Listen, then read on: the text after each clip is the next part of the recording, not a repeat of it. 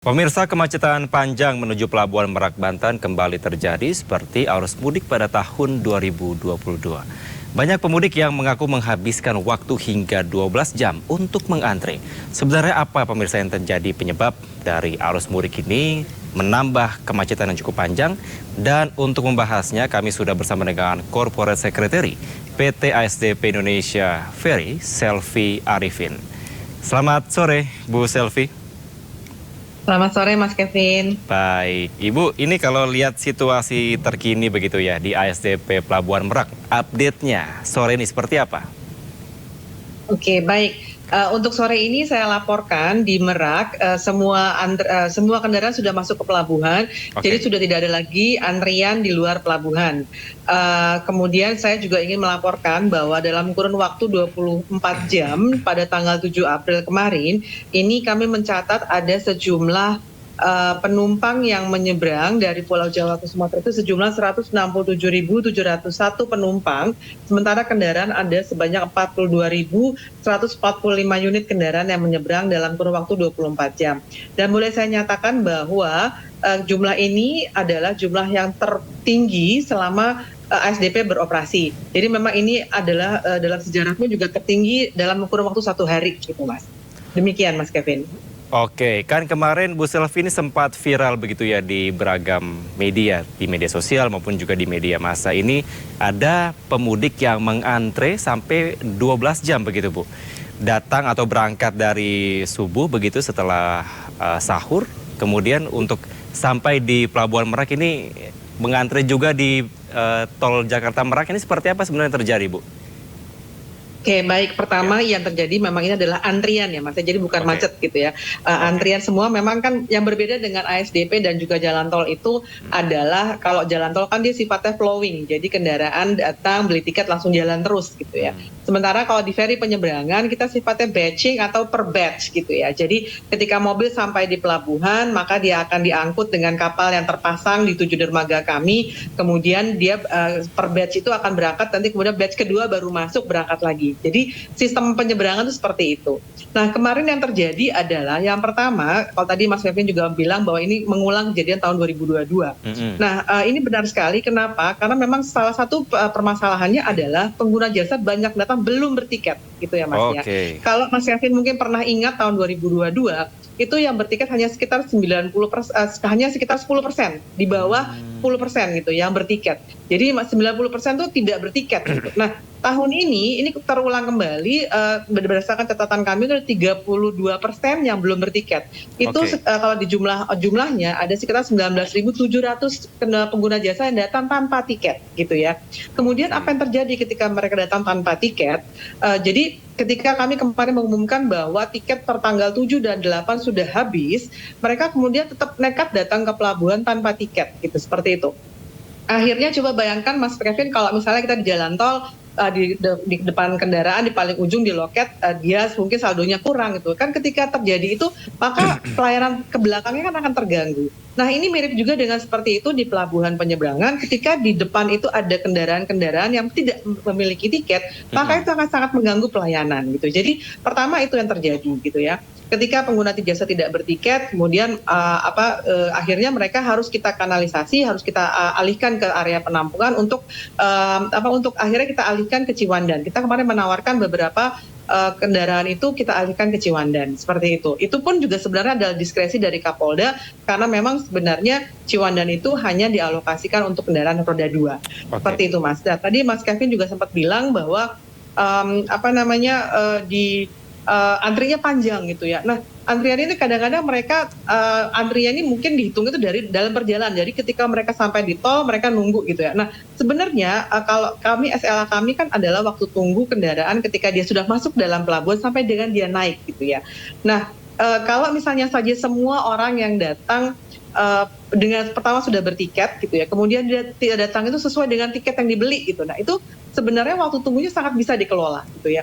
Jadi tadi mungkin menambahkan juga, ketika tadi ada 32.000 kendaraan yang tidak bertiket, kemudian mereka sampai di pelabuhan, tiketnya sudah habis, akhirnya mereka membeli tiket 2 hari ke depan gitu Mas. Oke. Nah ketika 2 hari ke depan akhirnya mereka menunggu lama gitu loh kan. Kemudian tadi mungkin ada protes juga, kenapa kendaraan lain yang dahulukan? Ya karena memang mereka belum waktunya masuk Mas gitu loh.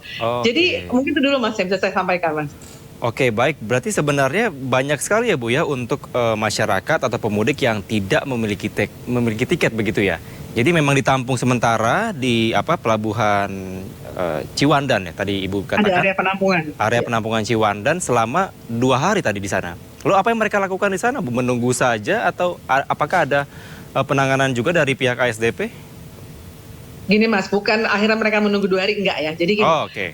nah gini, di pelabuhan kami kapasitas untuk kalau misalnya tadi ada 7 kapal, di Pelabuhan Merak ada 7 dermaga. Kemudian di Ciwandan kita ada 3 kapal yang bisa standar di sana. Kemudian juga ada di BBC. Tapi kalau BBC memang khusus untuk kendaraan logistik gitu ya. Jadi kemarin itu yang terjadi adalah ketika mereka menunggu untuk ketika mereka sudah punya tiket yang bukan pada hari itu, mereka tetap mengantri gitu loh. Nah tentunya ketika memang nanti ada alokasinya tetap diberangkatkan gitu ya, karena memang sudah menjadi tindakan kontingensi saat itu gitu ya.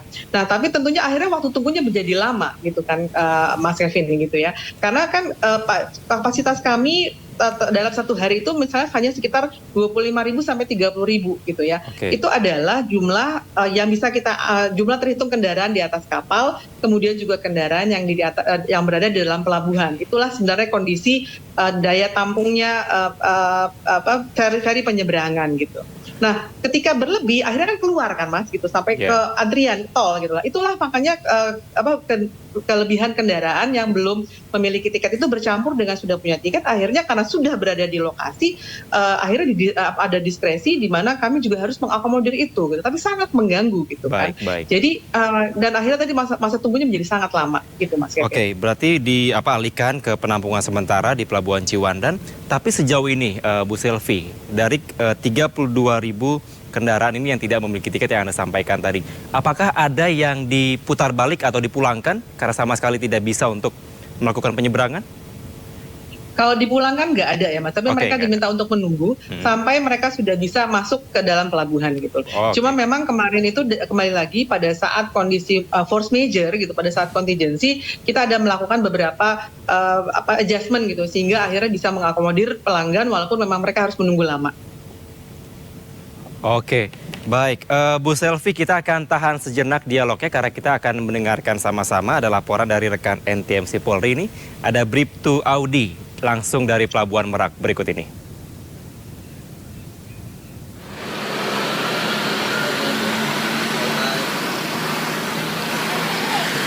Ya baik. Oke ya baik, terima kasih dan selamat sore pemirsa. Kembali bersama saya Bribtu Audi dari NTMC Korlantas Polri. Dan saat ini saya tepat berada di gerbang exit tol Merak, Banten. Kondisi arus lalu lintas saat ini dalam situasi ramai lancar dan tidak adanya peningkatan volume kendaraan yang cukup signifikan. Walau tadi pagi sempat ada peningkatan volume kendaraan signifikan karena dilaksanakannya delay system, yaitu penerapan delay system 1 km sebelum memasuki Pelabuhan Merak. Ya, gunanya untuk mengantisipasi terjadinya penumpukan volume kendaraan berlebih yang berada di buffer area Pelabuhan Merak. Dan delay system juga tadi pagi dilaksanakan yaitu guna mengurangi kepadatan yang berada di dalam tol sebelum memasuki jalan Pelabuhan Merak. Dan juga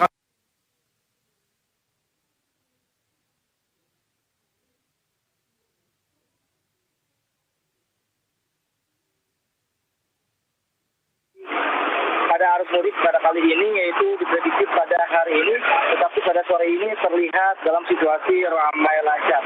Untuk itu kami menghimbau bagi para pemudik yang akan menuju ke Pelabuhan Merak tetap ikuti arahan petugas yang berada di lapangan demi kelancaran dan kenyamanan bersama saat perjalanan mudik berlangsung.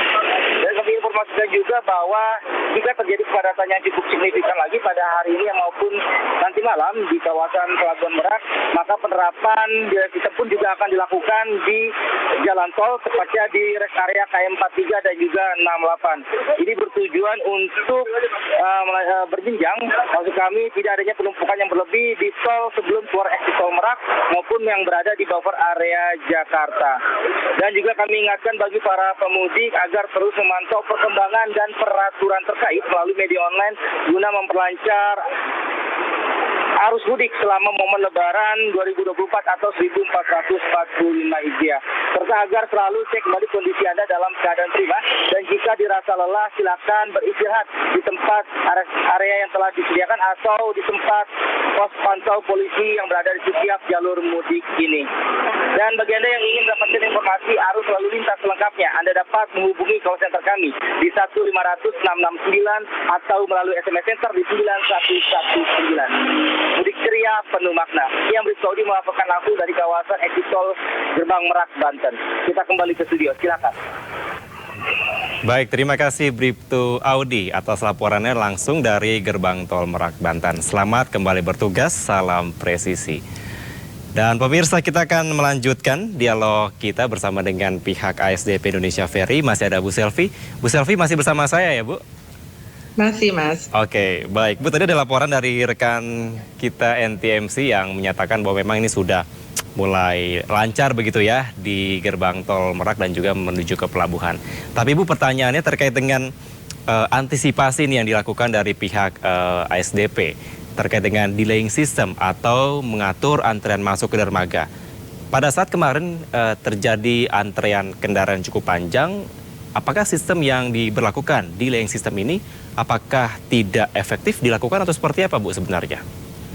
Oke, baik. Delaying system memang kita lakukan, ini bekerja sama tentunya dengan pihak kepolisian, karena memang kan pihak kepolisian adalah mereka yang berwenang untuk juga mengatur lalu lintas gitu ya. Jadi untuk dari Jalan Tol Merak sebenarnya sudah ada 2 titik saat ini yang yaitu adalah kilometer 43 dan juga kilometer 68. Nah, harapannya memang semua kendaraan dibelokkan ke sana untuk di-delay ataupun juga untuk menunggu apabila memang mereka pertama belum punya tiket gitu ya. Kemudian karena memang kita juga ada pemberlakuan geofencing ataupun pembatasan radius pembelian tiket. Jadi kami berharap kalau memang mereka belum punya tiket, mereka masih memiliki kesempatan untuk membeli di kilometer 43 ataupun kilometer 68. Namun apabila memang kuota masih tersedia gitu ya. Kemudian delaying system ini tadi juga disampaikan oleh Bribtu Aida tadi, bahwa memang harapannya ini untuk mencegah adanya penumpukan di gerbang tol exit Merak gitu ya. Karena memang ketika kapasitasnya pelabuhan sudah penuh, maka pasti akan dampaknya akan mengekor keluar jalan raya sampai juga dengan jalan tol gitu loh. Jadi kembali lagi, apabila memang seluruh pengguna jasa sudah bertiket, datang sesuai dengan tanggal tiketnya, sesuai dengan waktunya, maka sebenarnya hal ini sangat bisa dikelola gitu, Mas. Kembali lagi, tentunya kan kalau namanya tiket itu kapasitas pasti selalu ada batasnya gitu ya, sama dengan kayak pesawat juga dengan kereta api. Kalau memang seatnya sudah penuh, seatnya sudah terjual habis kan tidak bisa ditambah lagi gitu kan. Jadi kurang lebih seperti itu, Mas Kevin. Oke, baik. Berarti sebenarnya untuk sistem ini bisa diterapkan secara efektif ya, Bu, bila tadi kalau Ibu mengatakan bahwa semua pemudik sudah memiliki tiket untuk penyeberangan, kira-kira seperti itu. Tapi kalau Ibu melihat waktu sesuai tanggalnya, Mas. Oke, sesuai waktu dan tanggalnya. Oke. Tapi kalau Ibu melihat apakah dari sistem ini bisa dikatakan bisa menjadi salah satu acuan dan juga mungkin bisa bahan evaluasi ya dari pihak ASDP untuk bisa dilakukan lagi di tahun-tahun berikutnya, Bu Selvi?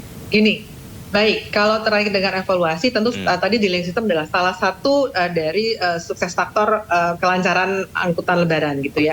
Ada tentunya ada faktor-faktor lainnya. Misalnya di sini kan kami juga sebagai ASDP ini sebagai operator pelabuhan, di mana kami juga sebenarnya adalah penyedia sarana dan prasarana. Nah, ada juga stakeholder lain di dalam angkutan Lebaran ini yang memiliki peran sangat penting, yaitu BPTD. BPTD ini adalah Balai Transportasi Darat, kepanjangan tangan dari Kemenhub, mereka adalah otorita pelabuhan karena nanti BPTD ini adalah mereka yang mengatur jadwal kapal. Jadi biasanya BPTD akan mengoperasikan kapal-kapal besar pada saat puncak sehingga tentunya menambah kapasitas daya angkut dari kendaraan gitu ya. Kemudian juga kalau mungkin ada tadi Pak Muhadjir sempat di video sebelumnya menyampaikan bahwa ada pola di mana kapal hanya akan tiba di Bakau untuk bongkaran saja tanpa mengangkut dan kembali langsung ke Merak. Itu merupakan juga salah satu faktor sukses dari angkutan lebaran ini dan ini dilakukan oleh BPTD. Nah, tentunya pada arus balik nanti harapannya ini semua juga bisa kembali dilakukan untuk melancarkan angkutan arus balik dari pada tahun ini. Baik. Oke, Bu Selvi, kalau melihat dari operasional dari armada ferry yang beroperasi begitu ya, apakah memang dalam saat ini juga dikatakan dalam kondisi baik dan prima? Karena kalau bisa dikatakan tadi juga kalau tidak salah H+4 ini arus balik gitu ya. Kira-kira apakah sudah cukup mumpuni untuk kondisi dari operasional dari kapalnya atau armadanya? Oke, kalau terkait armada, saya informasikan bahwa di Merak Bakau ini ada sebanyak 66 kapal yang siap beroperasi dan ini sebenarnya kapal-kapal ini dimiliki oleh 25 operator kapal. Jadi sama dengan penerbangan, kalau penerbangan itu ada maskapai A, maskapai B, maskapai C, kalau di ferry penyeberangan juga ada operator beda-beda gitu ya Mas. Jadi kapal ini memang dimiliki oleh beda-beda perusahaan gitu.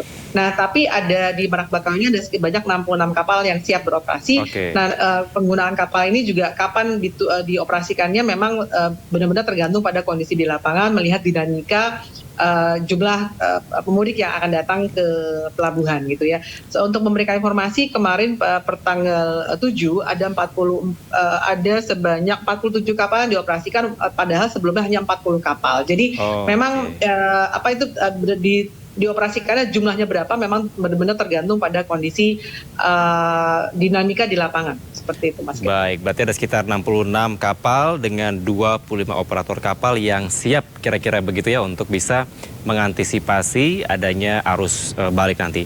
Selain armada kapalnya atau ferry ini, kira-kira apa antisipasi lain dari pihak ASDP untuk bisa mencegah adanya antrean panjang kendaraan yang mungkin sudah juga terjadi di tahun-tahun sebelumnya? Oke, baik. Tadi pertama kita sudah bahas jumlah kapal gitu ya. Kemudian juga tadi penjadwalan kapal. Tadi juga mungkin pola operasi TBB, tiba bongkar langsung berangkat. Kemudian juga delaying system. Nah, kalau dari Bakau ini memang kebetulan karena memang lahannya masih luas gitu ya dan titik-titiknya khususnya di rest area di dalam Trans Sumatera ini jauh lebih banyak gitu ya. Jadi sehingga saya kalau nggak salah di sana ada 4 titik, sementara di Jalan Nasional ada 4 titik, jadi ada 8 titik. Di Merak juga arah Merak tuh sebenarnya ada 8 titik juga gitu ya. Nah, nanti juga sama, saya rasa dari pihak kepolisian juga akan melakukan delaying system di rest area ini. Kemudian juga kembali lagi kami juga berharap kerjasama dari para pemudik untuk kembali sudah memiliki tiket. Nah, kepada para pemudik yang sekarang sudah sampai di Sumatera nih, sudah menyeberang, segeralah beli tiketnya dari sekarang untuk memilih waktu yang terbaik untuk Anda kembali ke Pulau Jawa gitu ya Mas ya. Kami menyampaikan apresiasi kepada para pengguna jasa roda 2 yang kemarin ternyata sangat tertib, sudah memiliki tiket, datang dengan tertib dan jadi semua antrian dan pelayanan di khusus roda 2 ini sangat lancar, sangat aman dan juga tertib.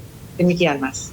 Oke, mungkin terkait dengan tiket lagi nih Bu ya, karena kan kalau bisa dilihat tadi kalau Ibu katakan kira-kira ini menjadi hal utama karena waktu pada saat arus mudik ini terjadi antrean kendaraan cukup panjang. Nah, untuk arus balik ini kira-kira apa lagi antisipasinya agar masyarakat atau pemudik dipastikan ini sudah memiliki tiket untuk balik dari Pelabuhan Bakauheni?